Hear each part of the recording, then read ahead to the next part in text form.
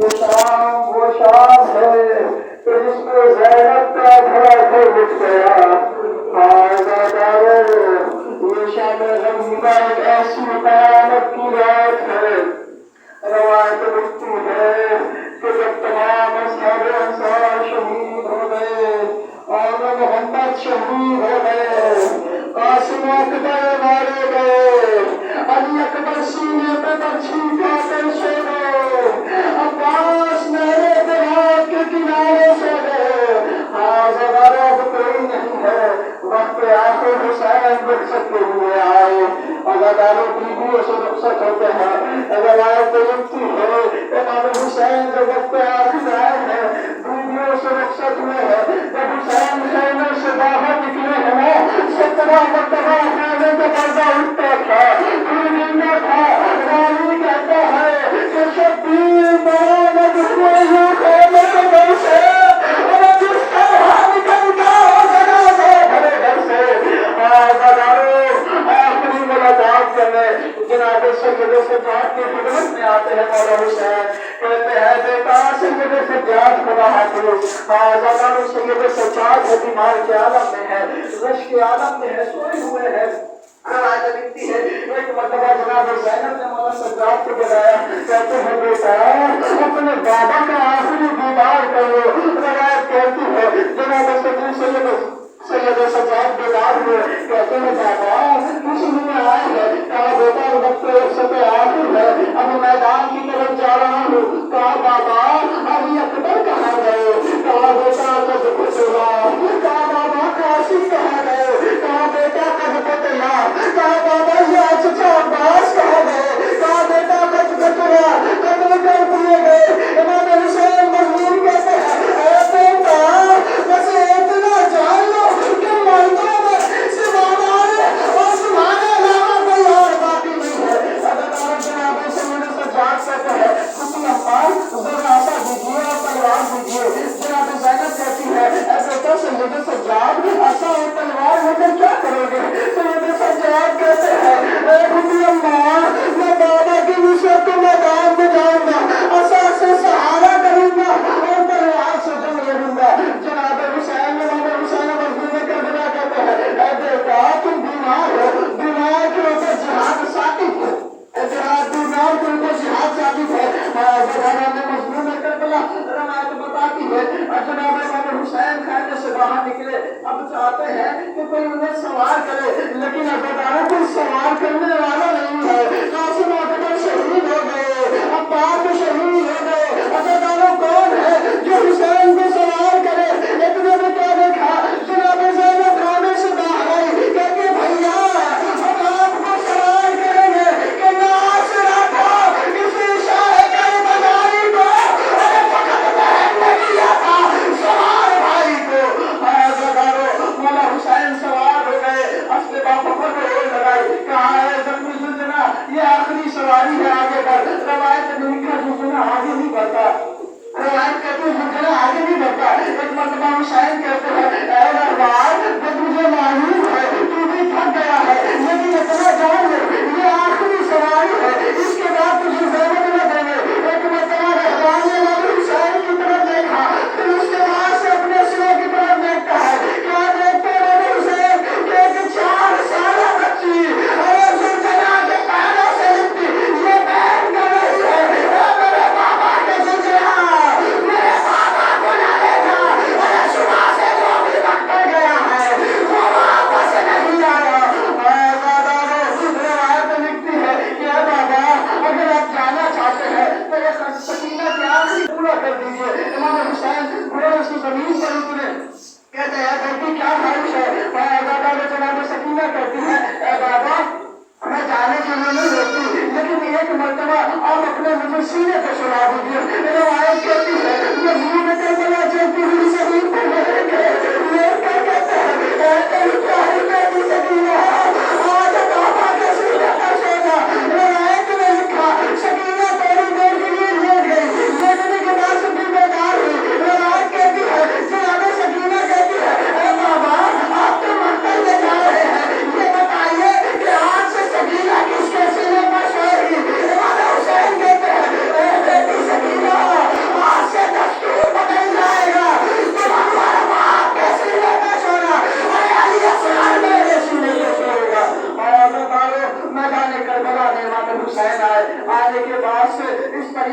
जलने लगी है। रवायत में लिखा है कि कितने यजीदियों को वासिल जहन्नम किया और इमाम हुसैन जंग करते जाते थे, हमला करते जाते थे और ये जुमला कहते जाते थे, तुमने मेरे मोहम्मद को मारा, तुमने मेरे शहजादे कासिम को मारा, तुमने मेरे जवान बेटे अली अकबर को मुझसे छीन लिया, तुमने मेरे भाई अब्बास को मारा।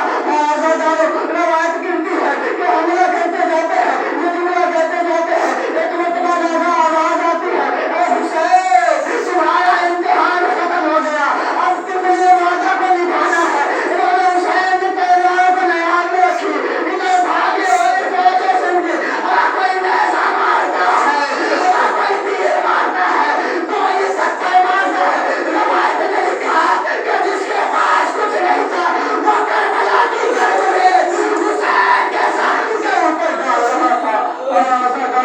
रवायत कहती है हुसैन शहीद कर दिए गए, हुसैन शहीद कर दिए गए। इमाम का रहवार अपनी पेशानी को इमाम हुसैन के हुनर में रंगीन करता है और रंगीन करने के बाद से खौम हुसैनी की तरफ आता है। अब जैसे ही सकीना ने देखा कि बाबा का जुर्जना आ रहा है, सकीना समझ गई कि लग रहा बाबा आ रहे हैं, लेकिन जब जुर्जना करीब आया तो क्या देखती है कि खाली जुर्जना आया है, लेकिन बाबा नहीं आया।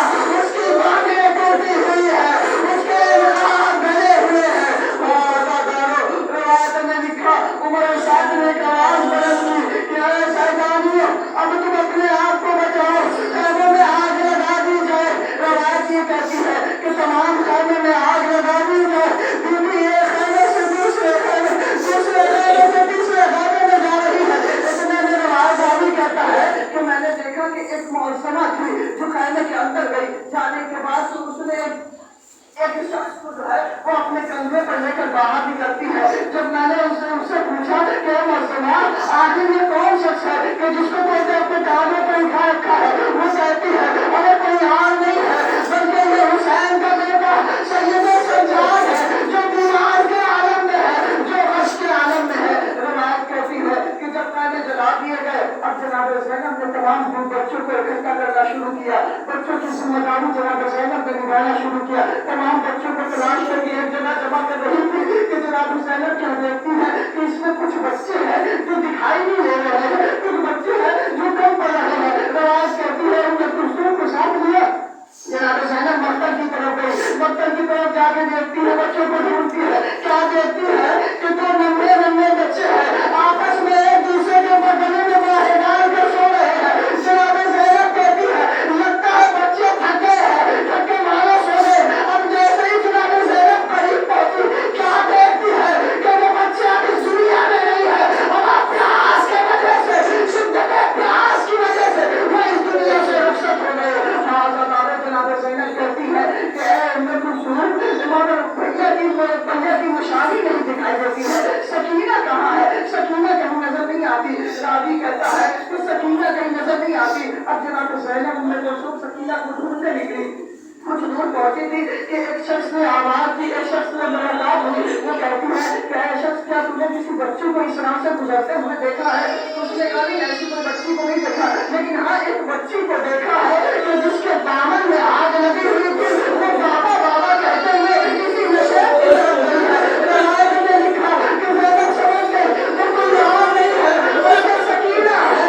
रवायत कहती है जनाब सकीना नशे की तरफ जा रही थी कि एक शख्स मिलता है, एक शख्स ने बताया कि नजर का रास्ता किधर है। वो शख्स कहता है कि नजर जाकर क्या करेगी? वो बच्ची कहती है मैं नजर जाकर अपने बाबा अली मुर्तज़ा से शिकायत करूंगी कि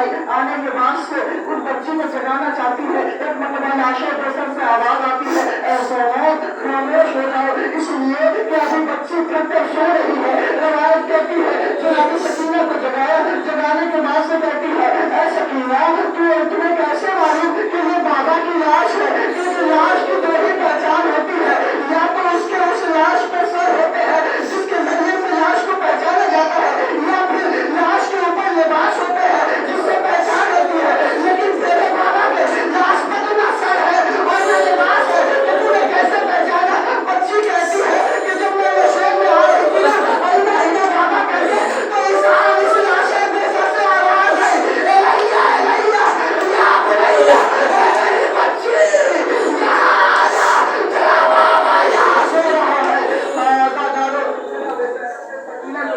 लेकर मक्तब के लेकर खाने की तरफ आई, तमाम बच्चों को इकट्ठा किया और उसके बाद से तमाम बच्चों को इकट्ठा करने के बाद तमाम बच्चों को बैठाया और उसके बाद रिवायत कहती है कि इसी असना में ज़ौजे रुहल आती है। ज़ौजे रुहल आती है, आने के बाद से वो खाना और पानी लेकर आती है। इमाम जनाब ज़ैनब ने खाना और पानी के लिए बच्चों को तलाशा कि सबसे पहले बच्चों को दिया जाए, इसलिए कि बच्चे बहुत ज्यादा प्यासे हैं। रिवायत में कहती है जनाब सकीना के पास जनाब ज़ैनब एक पानी लेकर आती है। अब जैसे ही पानी दिया ना, तो जनाब ज़ैनब से सकीना कहती है ऐ पुत्र अम्मा, क्या सबसे ज्यादा प्यासे हम ही है? जनाब ज़ैनब कहती है नहीं सकीना, बल्कि तुम इस सैदानियों में सबसे ज्यादा कमसी हो। तो यहाँ दस्तूर यही है कि सबसे पहले छोटे बच्चों को पानी पिलाया जाता है। रिवायत कहती है जनाब सकीना ने बस के लिए क्या पुत्र अम्मा, इससे ज्यादा तो छोटा मेरा भैया अली असगर है। जनाब सकीना ने बस के लिए कमरे अली असगर ने भैया तुम समझसे ज्यादा प्यासे थे। खत्म मजलिस कर रहा हूँ। रिवायत ये कहती है कि तमाम सैदानियों को पानी दिया गया, लेकिन तमाम सैदानियों ने पानी नहीं दिया। अब जनाब से वापस चली गई। अभी जनाब ज़ैनब जो है वो पहरा देने लगी। अब तक पहरा जनाब बाहर दे रहे थे, लेकिन अब ज़हरा पहरा दे रही है। अभी निस्फ रात